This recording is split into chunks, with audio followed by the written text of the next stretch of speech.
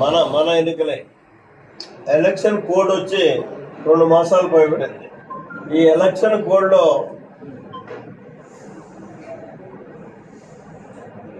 Emergency అవసరాల మీద ప్రత్యేకమైనటువంటి నిర్ణయాలు తీసుకోవాల్సినటువంటి అవసరం ఎలక్షన్ కమిషన్ మీద ఉంది. నేను ఈరోజు టీవీలో చూశాను, ఆరోగ్యశ్రీ అన్నది సామాన్యుడికి సంబంధించింది.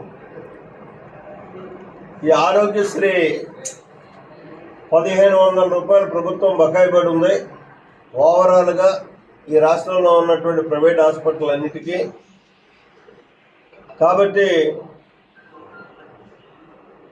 మేము రేపటి నుంచి ఆరోగ్యశ్రీ యాక్సెప్ట్ చేయం, నిలుపుదల చేస్తున్నామని చెప్పి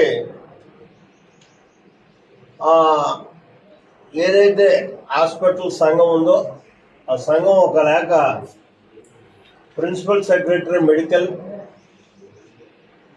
రాయడమే కాకుండా పత్రికా ప్రకటన కూడా చేసింది. దీని మీద మానవతా దృక్పథంతో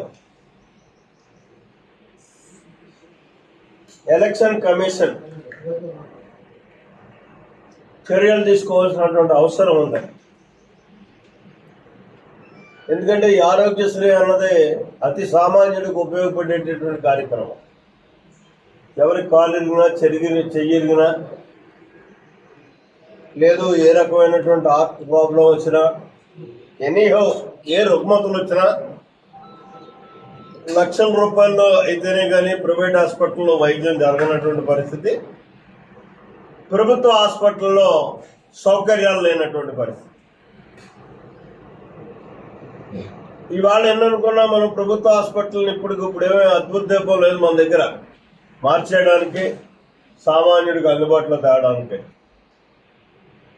కాబట్టి ఎలక్షన్ కమిషన్ మాత్రం మీ ద్వారా నేను తెలియజేసేది ఏంటంటే, తెలుగుదేశం పార్టీ తరఫున డిమాండ్ చేస్తున్నాను, ఇమీడియట్గా దీని మీద ఆదేశాలు ఇవ్వాల్సినటువంటి అవసరం ఉంది. ప్రభుత్వ హాస్పిటల్ అన్నీ కూడా తీసుకోవాలని అంటున్నారు, నిలుదల చేసామంటున్నారు. ఇమీడియట్గా దాన్ని కొనసాగించే విధంగాను, అలాగని చెప్పి ప్రభుత్వ పరంగా ఏమైనా వెలుసుబాటు ఉంటే వాళ్ళకి పేమెంట్ ఇచ్చేటటువంటి విధంగాను ఎలక్షన్ కమిషన్ ఆలోచన చేయాలి, ఆదేశాలు ఇవ్వాలి. లేనట్టయితే సామాన్యులు చాలా ఇక్కట్ల పాలవుతారు. ఇంకా 4వ తారీఖు అంటే ఇంకా 15 రోజులు ఉంది,